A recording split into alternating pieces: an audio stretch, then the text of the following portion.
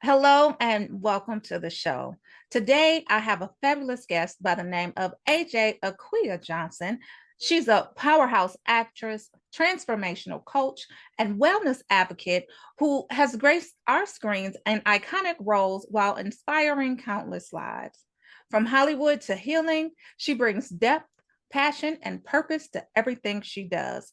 Please welcome the incredible AJ Johnson. Wow. I need a copy of that intro so that I can like duplicate it everywhere I go. From Hollywood to healing, no one's ever said that before. And I love it. Thank you. Well, You're welcome. and it's true. From Hollywood to healing, you bring that like you have played in iconic roles that we as a culture can never get away from. Like we're always referencing some type of line, some type of line, something, right? Because we might be dancing, doing a Yes. dance off, or we might be slamming in the refrigerator. We don't know. I'm just but welcome to the show. Thank you. I want to start with your origin story, right? So, who is AJ? Where are you from? How did you even get interested in acting? And then, how did you learn how to deliver it so flawlessly that you left an indelible mark in everyone's mind on the iconic roles that you have played? I mean, I gotta say, I've always been into performing. I mean, it goes back as far as 7 years old, Thanksgiving, Christmas, family get-togethers, performing Aretha Franklin or Gladys Knight or whatever the hot song was at the time. And then it went into high school theater, and I studied dance since I was 3 and 4 years old, ballet, toe, tap, jazz. I mean, I've always been into performing. But at that time, my family was and is academic based. So there was nobody in my family, intimately or external family, that was into the arts. So it was automatic that I had to go to college, pick a good school. Thank God I was academically gifted, so I could go to it, either an Ivy League school or an HBCU. I picked Spelman and major in psychology. But I still was involved in the arts department, even though I was getting a science degree. And so when it came time to say, am I going to med school, grad school, or am I going to see what happens in Hollywood? I just said, I gotta go see before I dive into this doctorate thing. I have to just go see what it's like. I've got this dream that refuses to be deferred or diluted, and I gotta go see. And literally, long story short, after I graduated from Spelman, I was probably here in Hollywood a few months before I landed starring roles in videos, and then it went to In Living Color with Keenan Ivory Wayans and his family, and soon after that was House Party, and the star just kept going. Yeah. And congratulations to you on all of your success. We marvel in it. We aspire to be as great as because you are a living legend and you are showcasing Black excellence in everything that you do. I Now, try. I feel like it's important. I'm thank you for saying I'm doing it, mhm, but I feel like that's part of my purpose.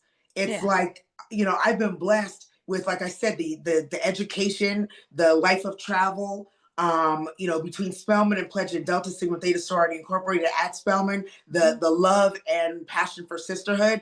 It's like I've been built to exude and to share sisterhood excellence and elevation. Yeah. And so that's who I am. Yeah, I love sisters like you, because you're always willing to help, always willing to bring women up, and we certainly appreciate that. For sure. Now, let's go back to Hollywood, right? Because Hollywood can be a tough space to navigate. What was the biggest hurdle that you faced, and how did you overcome it? It sounded like it was kind of easy road for you because, especially, okay, go ahead. um, well, I wanted you to finish your question. I was just saying, not an easy road. No, that's it. That's it. How did you navigate? What was the biggest hurdle for you, and how did you overcome that?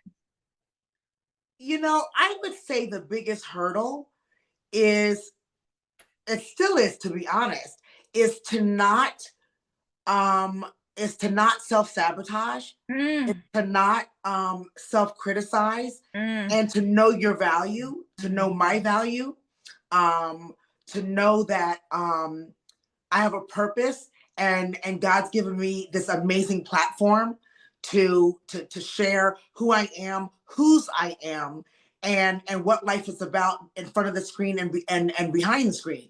You know, my dad, rest his soul, he would always say, because he was on the set of House Party, he was on the set of Inkwell, he was on the set of Baby Boy, and I honestly think part of what made those roles and those projects, not only the gift from God but just iconic roles, it's not only the writer producers, because of course, you know, I can't do any interview without sharing love to John Singleton mm, and Maddie Rich and everybody I've worked with.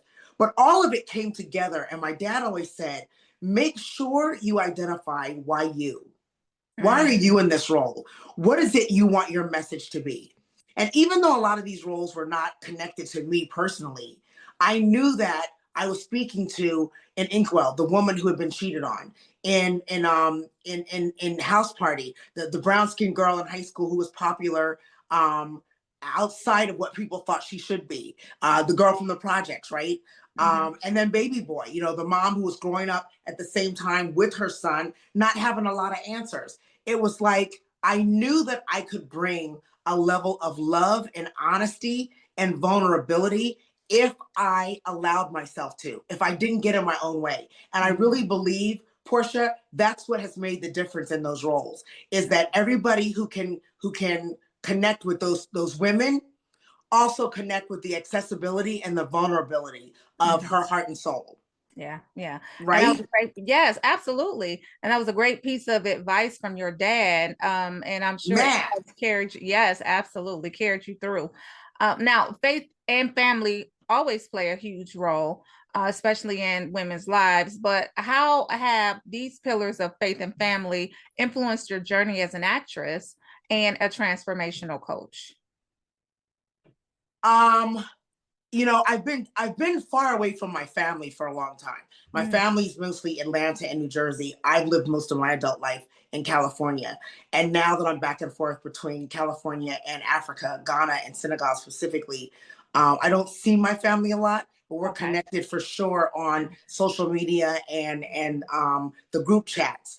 Um, but even that connection has Yeah. strengthened through my faith and my passion and desire to to really live a life of spirit led.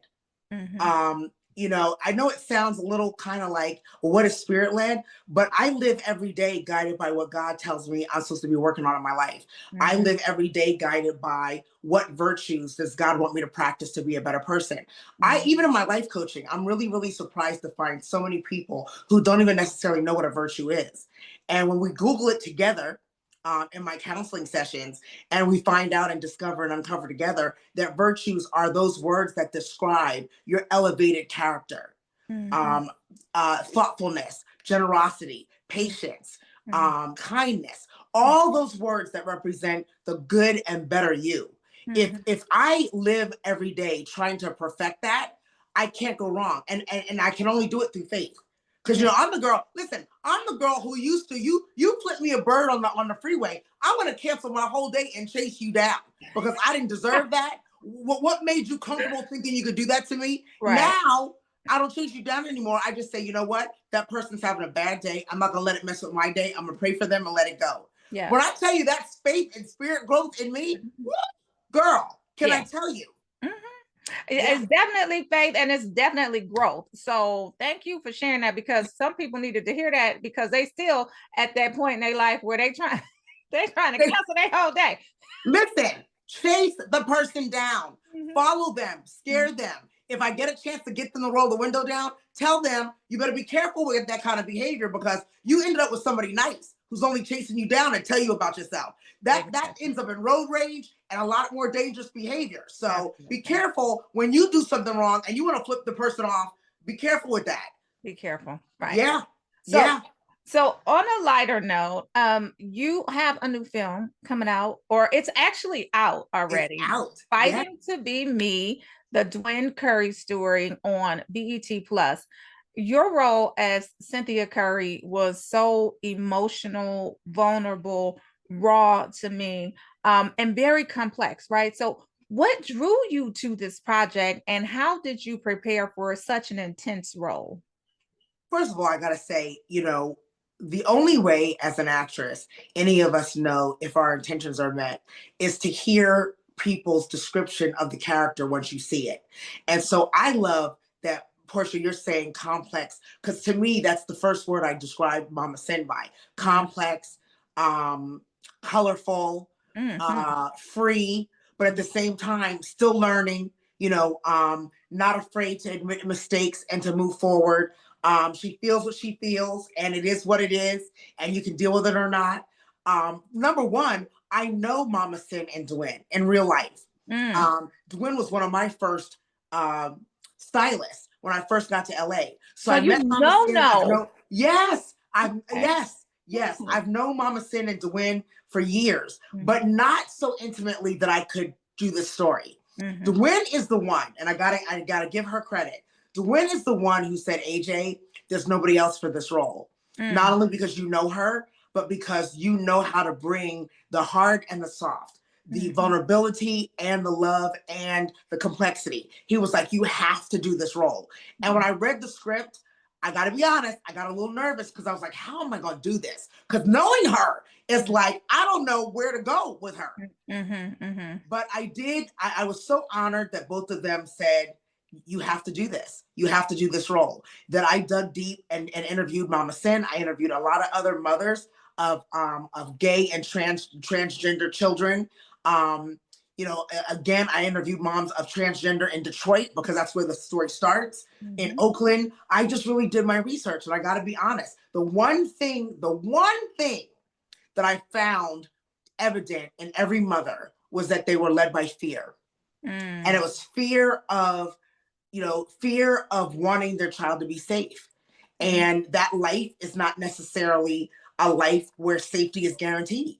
Right. This world is not necessarily accepting and open to transgender and gay.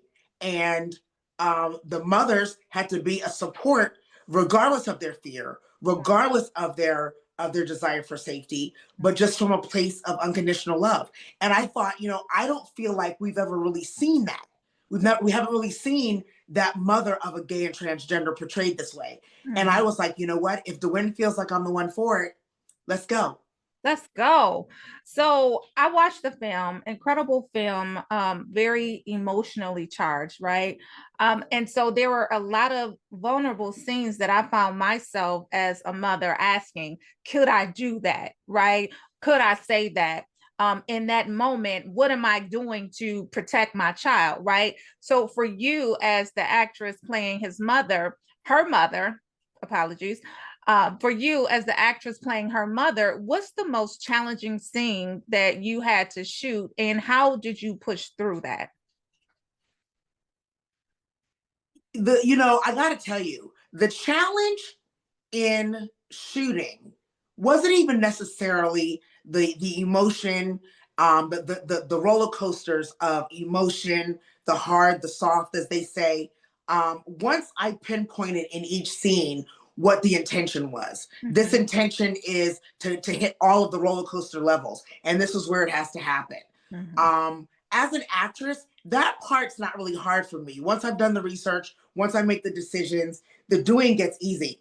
What I fear is the director gonna agree with me? Is the Mm-hmm. editor gonna be with me? And I feel like, Joe Carroll, the director of Fighting to Be Me, is one of my biggest fans because he loved me so deeply in this editing. I know Megamind Media, Tressa Smallwood's company that produced Mm-hmm. this, their editing was amazing to me because there's opportunities where I feel like you get the hard, but if you don't come back at the end of the scene to me to see the soft in a couple of scenes, you know what I'm talking about because you've seen it.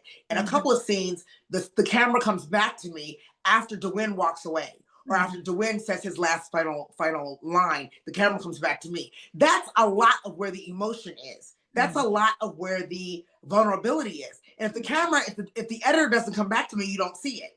But the fact that they were with me in my performance strong enough to come back to me to see the other side, I may say one thing. What I'm feeling once we hang up the phone, or what I'm feeling once he leaves the room, that's a whole nother thing. And so a lot of us emote in the privacy of our own space. But I love the fact that the editor let us see that. And I'm so grateful. Yeah, yeah.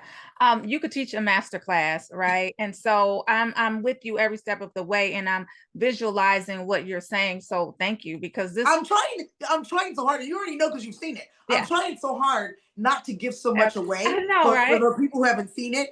But Mm-hmm. like I said, the fact that the director and the editor decided to come back to me for that particular emotion says a whole lot about the character. And honestly, it says a lot about my performance because they don't have to come back to my shot. And they did. And so I'm very grateful and I'm honored that they did. Yeah, they did an impeccable job. So I can't wait for you all to see this film. BET Plus is out right now. The Dwen Curry Story, Fighting to Be Me. AJ does an incredible job as Dwen's mother. Y'all have to see it. Yes, you do. Yes, yes.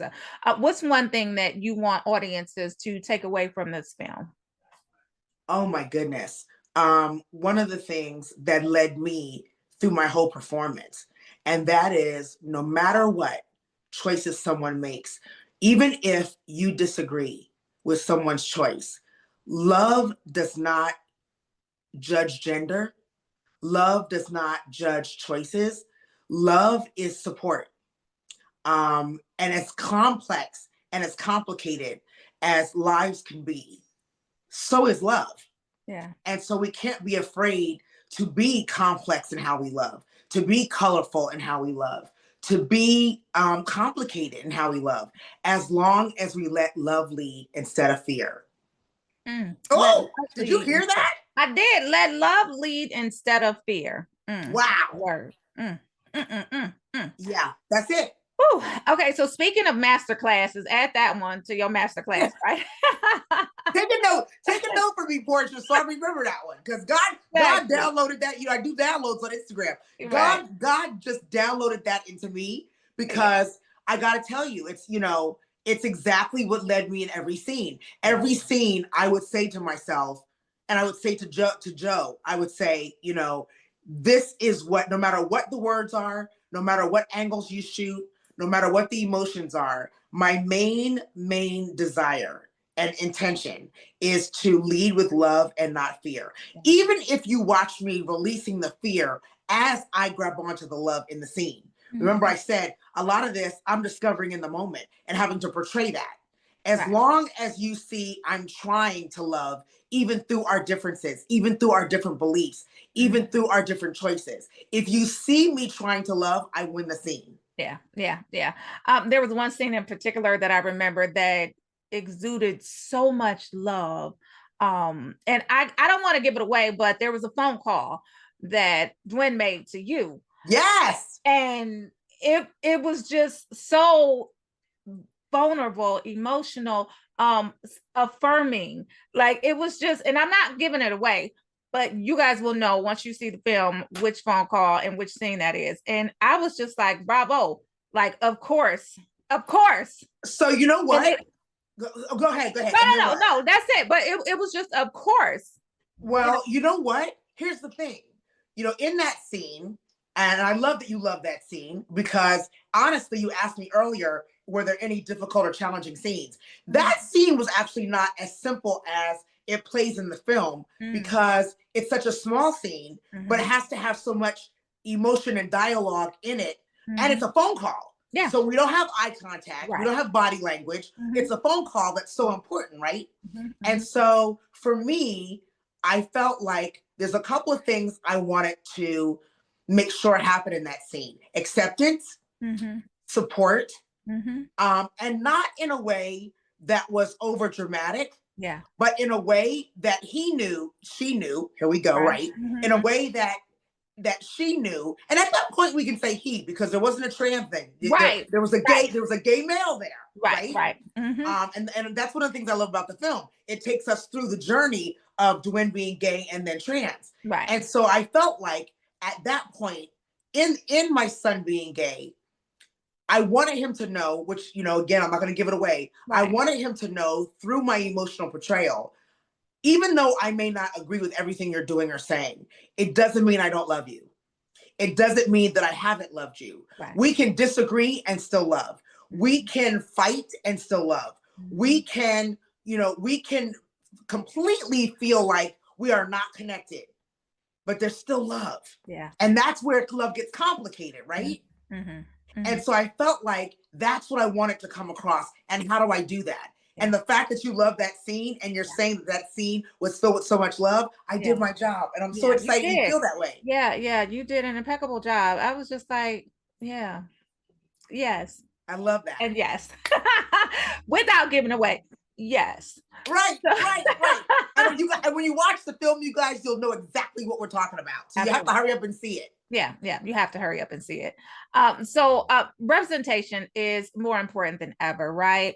What do you think that going to, gay, trans, all of that, BIPOC, what do you think that Hollywood still needs to improve on when it comes to telling our Black stories? I think I'm gonna say that Hollywood has to release the fear. And honestly, it's part of why I wanted to do this film. I wanted to use my platform and my career to say publicly that, again, love has no gender. And so, gay, trans is a big part of our community. Yeah. And our culture. And there's no reason for us to act like it's not.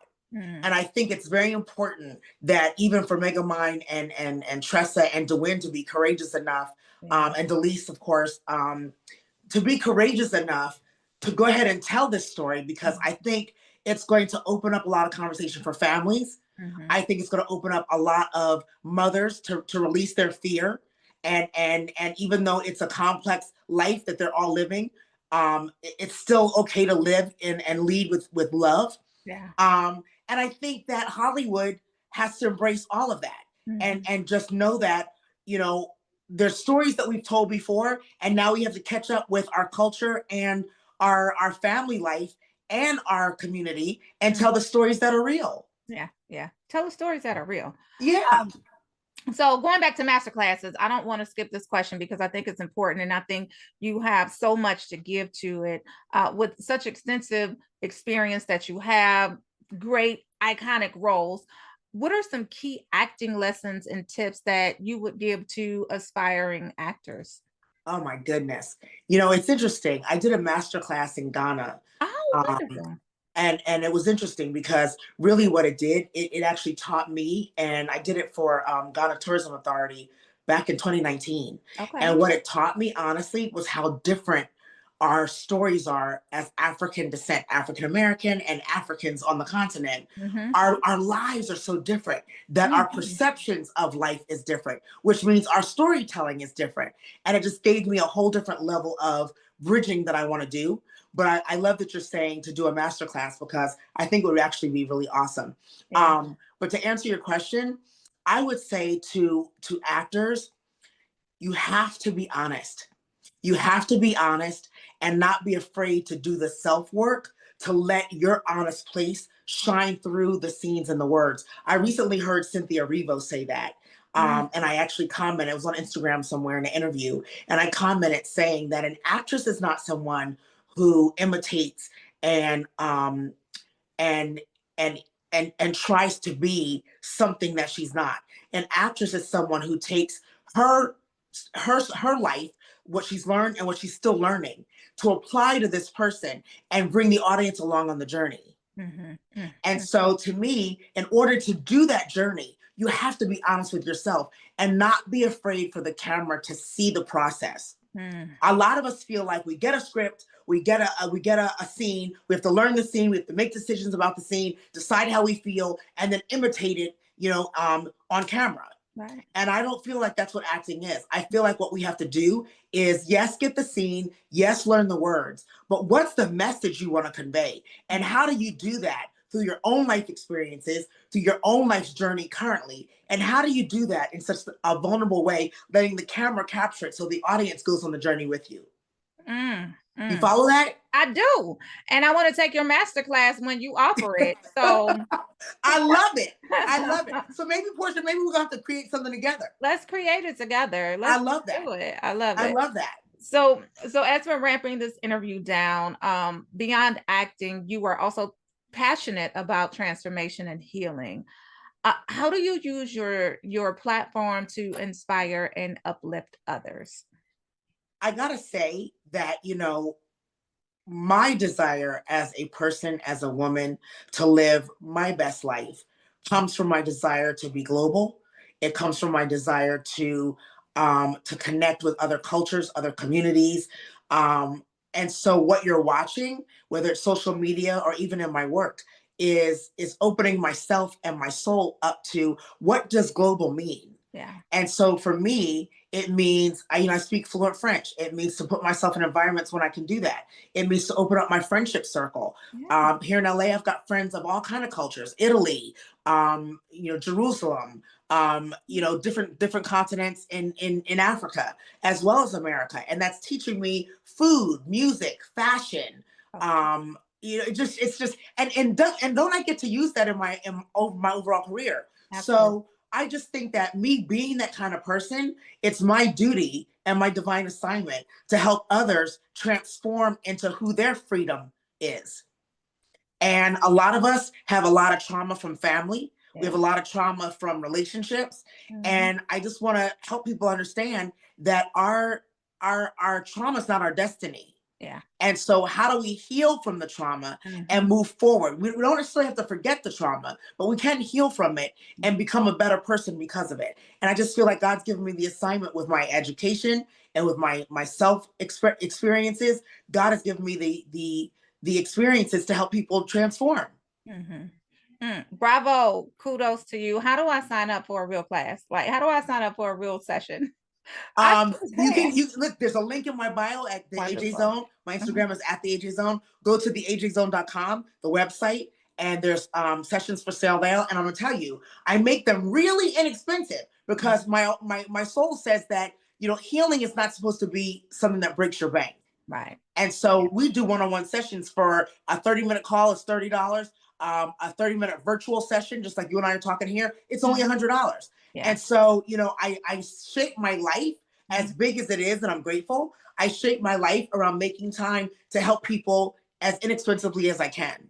We love that about you, AJ. Thank you for sharing your gifts with the world, with our community, for being aspirational, for being inspirational. We appreciate you and your gifts. Now, before we wrap this interview, we have to ask you, what is next for AJ Johnson? New projects, personal endeavors. What are you excited about?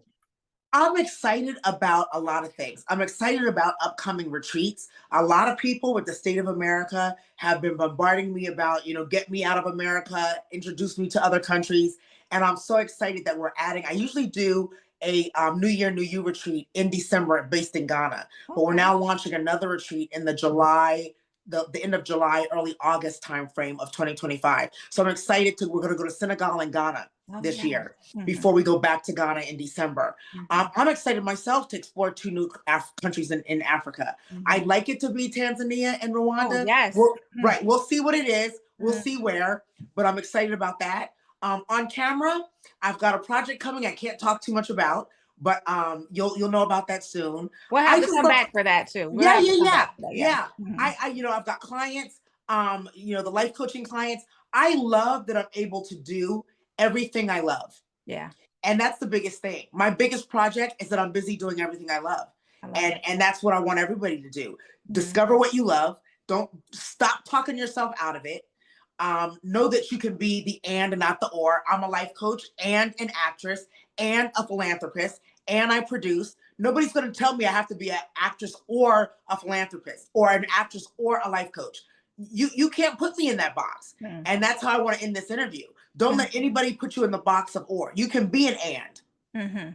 Or more. Or more. Or more. Listen. Right.